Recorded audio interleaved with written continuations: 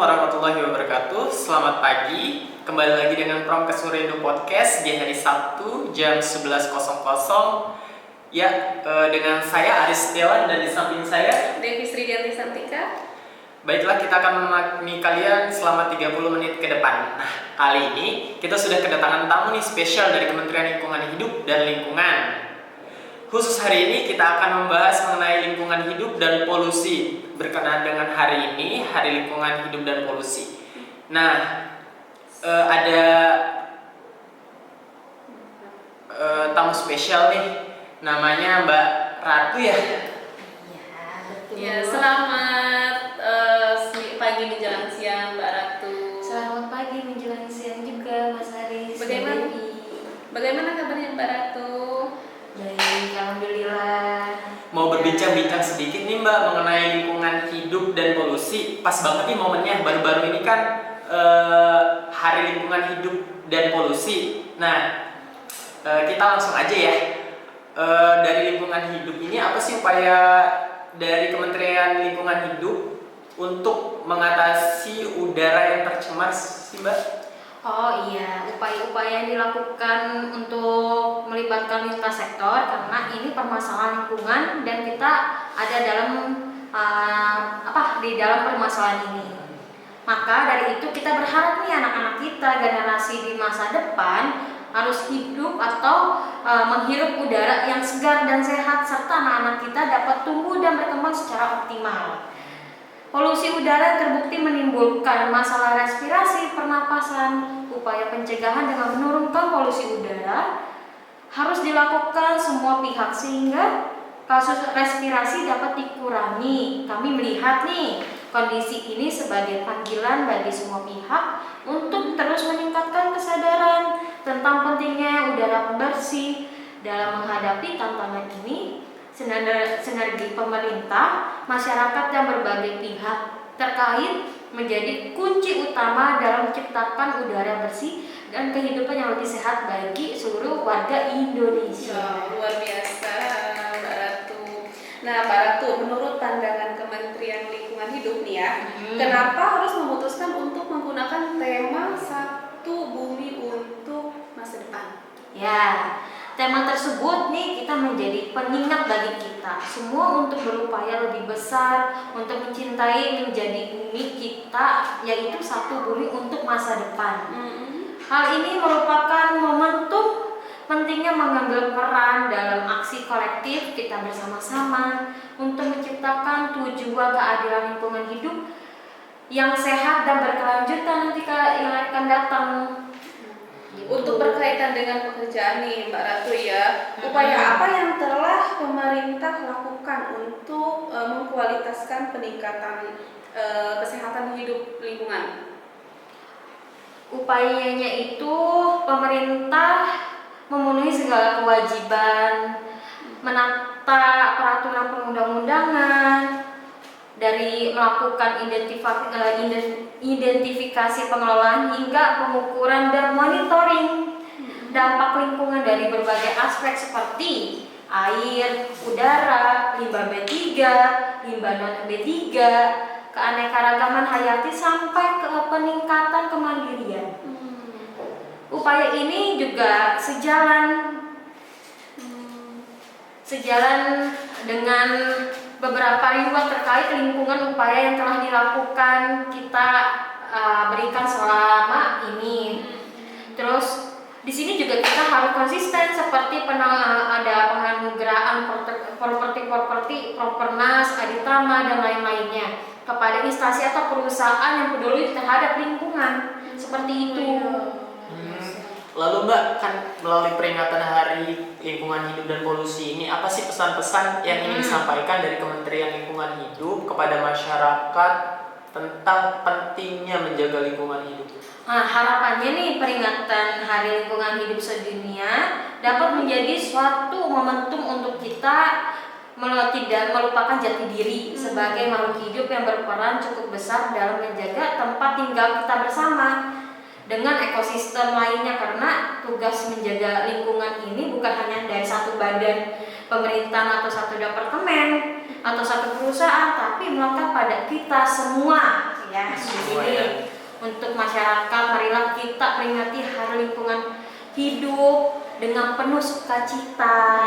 Iya dong. Nah, Ya. sambil berupaya nih memberikan yang terbaik untuk lingkungan sekitar yang kita cintai, karena kita hanya satu punya tempat tinggal, yaitu bumi. Iya. Di sini gitu. Marilah kita menjaga bumi dari sekarang, karena sejatinya lingkungan ini masih dibutuhkan sebagai kehidupan untuk generasi penerus kita nanti yang akan datang, seperti itu.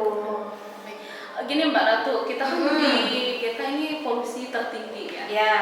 Nah, kira-kira solusi apa yang Mbak Ratu akan lakukan? Nah, solusinya itu bisa dari kurangi penggunaan bahan bakar yang sulit terurai.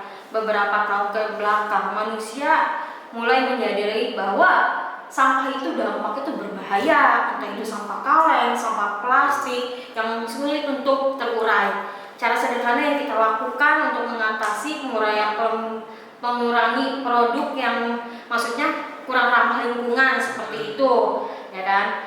Serta kurangi nih sedotan yang berbahan plastik itu juga, berbahan kayu itu juga mengurangi polusi udara, namun juga mengurangi kemacetan. Makanya itu kita harus mengurangi kendaraan-kendaraan yang bikin macet, yang bikin polusi kita juga jadi jelek gitu. Naik transportasi umum gitu ya, Mbak? Iya, nggak akan salahnya juga kita berjalan kaki juga kalau jaraknya dekat seperti itu.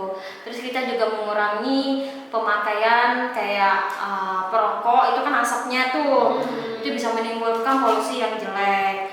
Terus membakar sampah juga itu bisa menimbulkan polusi yang jelek. Nah, kita maka dari itu harus mencegahlah agar polusinya itu nanti kedepannya tidak buruk lah gitu untuk generasi kita yang akan datang. Terus mengurangi sampah atau kayak mengurangi produk-produk yang tidak ramah lingkungan lah intinya juga. Kita memakai kayak tote bag kita sendiri kita bawa, jangan pakai plastik kayak gitu. Iya, sekarang kan di Indomaret Alfamart sudah nggak pakai ya. Iya, pokoknya kita yang ramah lingkungan lah ya. Jangan pakai produk-produk yang kayak sulit terurai seperti itu. Kayak bertulisan organik, eco labeling atau no animal testing seperti itu. Terus jangan menebang atau membakar pohon atau hutan sembarangan karena bisa menimbulkan efek yang jangka panjang. Kayak kita kerusakan hutan atau kitanya kayak polusinya menjadi jelek di lingkungan sekitar. Membersihkan udara itu dari polutan berbahaya, menghasilkan oksigen yang lebih bagus lagi nanti untuk kedepannya. Langkah kecil yang dapat kita lakukan nih dalam menanam pohon di perkarangan rumah juga itu bisa gitu, lebih bagus lagi nanti polusinya. Terus kayak kitanya nih kalau kita membakar pohon ya, itu kan bisa nanti kita banjir atau segala macam longsor, itu bisa bahaya juga ya kan. Maka dari itu kita harus menjaga bumi kita dari sekarang. Terus daur ulang sampah juga, seringkali kita menganggap sampah itu tidak bermanfaat, padahal sampah organik atau non organik masih bisa dimanfaatkan kembali nih. Misalnya seperti kaleng makanan yang dapat diolah menjadi celengan atau pot bunga. Nah, sampah organik merupakan kayak sampah sayuran seperti menjadi palet ikan. Terus bisa jadi kompos gitu juga. Terus jadi kita tuh bisa mengolah ya kayak lebih baik lagi gitu. Jangan asal buang-buang aja atau dibakar seperti itu. Terus kayak asap dari industri juga itu berbahaya juga seperti itu. Makanya dari itu kita harus pakai cerobong khusus, pembuangannya juga khusus. Jangan sampai kita tahunya saluran pembuangannya itu ke rumah padat penduduk kayak gitu. Itu kan bisa membahayakan polusi nanti ke masyarakat sekitar seperti itu. Itu aja. Banyak sekali ya tadi. Kayaknya semua program-program dari Kementerian Lingkungan Hidup tadi disampaikan oleh Mbak Ratu. Sangat menguasai ya Mas ya. Terima kasih banyak nih Mbak Ratu sudah mau diundang sama kita ya. Iya. Kapan-kapan bisa diundang lagi kali ya Mbak? Insya Allah kalau saya tidak sibuk ya. Sangat sibuk ya. Sudah menyempatkan waktunya ya Iya. untuk Sama-sama ke podcast kita ini. Ya. Mbak Ratu kesininya diantar atau apa nih? Nah, Saya tadi naik kendaraan. oh, jadi pribadi. Oh, naik. pribadi. Mbak masih muda udah jadi kepala bagian bidang Kementerian Lingkungan Hidup ya? Luar Luar biasa. biasa, Mbak. Luar biasa. Alhamdulillah itu perjalanannya panjang mas. Sampai nih jalan panjang. Tidak ada ini ya perjuangan yang sia-sia. Iya Biasa. betul. Ya, mungkin cukup sekian. Iya. Mbak Ratu, terima kasih sekali lagi sudah datang ke podcast kami.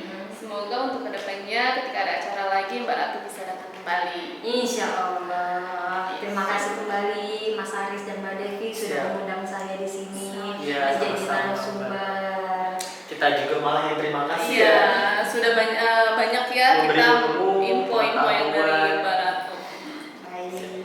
Ya, saya Cukup. sekian. Sekian. Terima kasih. Oh iya, Mbak Ratu ini bersama kita ada kata-kata ya? Iya. Kata-kata kita di tentang podcast kita. Mari kita untuk Urindo Podcast. melakukan bersama-sama dengan mengatakan bersama Urindo Respati. Raih Raih prestasi. Oh iya, bersama Respati raih prestasi ya. Oke, bisa lanjut ya. Saya aja yang mulai nih bersama Respati, lalu Mbak Ratu dan Mbak Devi raih prestasi Oke, bareng. siap. Oke? Siap-siap. Satu, Boleh. dua, tiga. Bersama Respati